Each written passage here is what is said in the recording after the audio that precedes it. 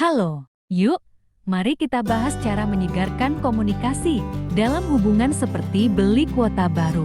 Biar hubungan kita tetap lancar jaya dan gak ada lemot, yuk mari kita bahas bersama. Pertama, terbuka dan jujur. Komunikasikan perbedaan dengan jujur, tetapi hindari konfrontasi yang bersifat menyerang. Bicarakan dengan tujuan memahami, bukan untuk membuktikan siapa yang benar. Misalnya, ada sesuatu apapun yang terjadi sama kamu. Kamu harus cerita sama pasanganmu. Apapun itu, kamu harus berusaha jujur. Jangan malah menyembunyikannya. Aku tahu kamu bohong sama aku, mungkin maksud kamu baik. Gak mau berantem, gak mau ribut, gak mau ada masalah, gak mau buat aku sakit hati dan lain-lain.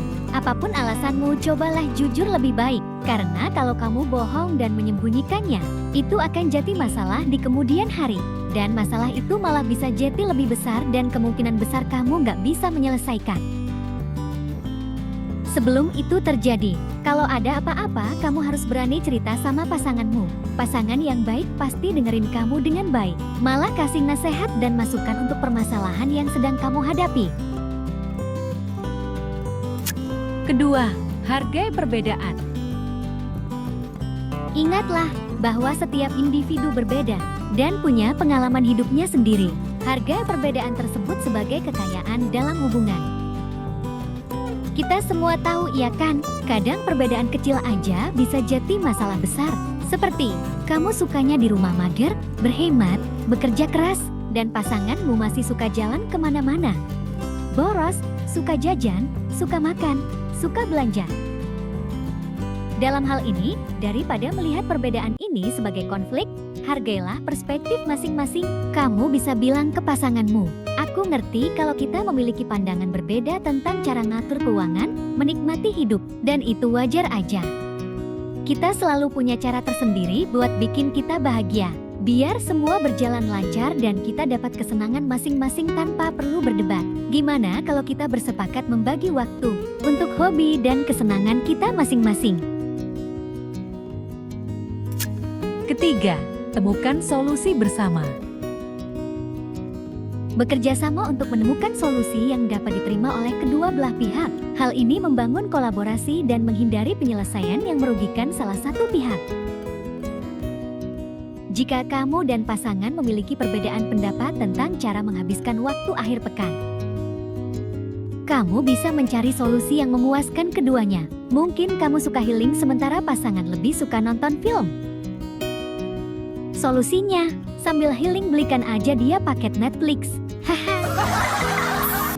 Dengan begitu, kalian berdua bisa menikmati waktu bersama sambil memahami preferensi masing-masing. Keempat, beri waktu dan ruang. Terkadang, perbedaan membutuhkan waktu dan ruang untuk diproses. Berikan waktu kepada pasangan dan diri sendiri untuk merenung sebelum mencari solusi. Contoh, ketika pasangan kamu lagi marah, kasih aja dia ruangan yang luas dan kasih dia jam yang besar. Ups, bukan gitu. Kalau sedang ada masalah atau sesuatu yang penting, luangkan waktu untuk diskusi bersama pasangan, untuk mencari titik tengah atau jalan keluar dan kesepakatan tanpa merugikan kedua belah pihak. Diskusikan secara terbuka tentang setiap resiko yang akan diambil. Pasti setiap pilihan atau kompromi akan mempengaruhi masing-masing pasangan. Contoh, kalau kamu ambil keputusan ini akan berdampak ini nantinya. Berbicaralah secara terang-terangan sama pasanganmu. Jika kesepakatan utama tidak dapat dicapai, bersikap terbuka terhadap solusi alternatif. Pertimbangkan berbagai opsi, dan pertimbangkan apakah ada cara lain untuk memenuhi kebutuhan masing-masing. Ambil langkah untuk pertumbuhan bersama dalam hubungan, melalui kesepakatan yang adil dan seimbang. Dengan begitu, hubungan akan lebih kuat karena keduanya merasa didengar dan dihargai. Kelima, jangan menekan atau memaksa untuk setuju dan suka. Terimalah bahwa tidak semua perbedaan dapat diselesaikan atau dihilangkan. Terkadang, penting untuk menerima dan hidup berdampingan dengan perbedaan tersebut. Tidak semua perbedaan dapat diselesaikan atau dihilangkan. Beberapa perbedaan mungkin bersifat fundamental dan terkait dengan nilai-nilai pribadi yang mendasar. Menekan pasangan untuk sepakat atau berubah mungkin tidak realistis dan dapat menyebabkan pasanganmu kesal dan frustrasi.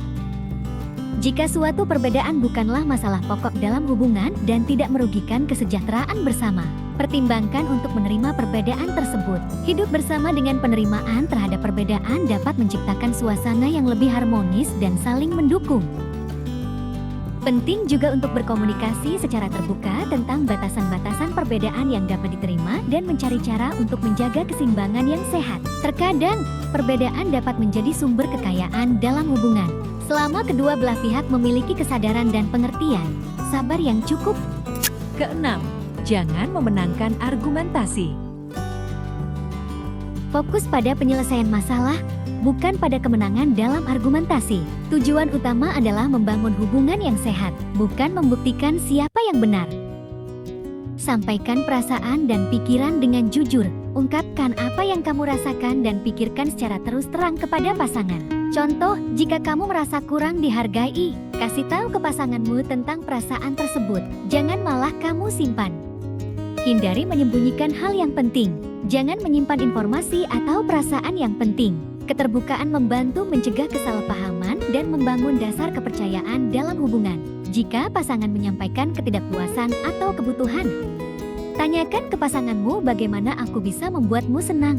Berikan respons dengan keterbukaan untuk berubah dan bertanya bagaimana kamu dapat membantu memperbaiki situasi. Jujur dan terbuka menciptakan perasaan yang nyaman untuk pasanganmu tanpa takut dihakimi. Nah, itu dia beberapa solusi untuk menghadapi perbedaan dalam hubungan. Ingat, terbuka dan jujur adalah kuncinya, dan hargai perbedaan sebagai kekayaan dalam hubungan. Sekarang, mari kita berusaha lebih keras memahami satu sama lain, mencari solusi bersama, dan selalu memberikan ruang untuk pertumbuhan. Semoga hubungan kalian semakin kuat dan harmonis. Jangan lupa like, comment, dan subscribe untuk tips lebih lanjut. See you in the next video.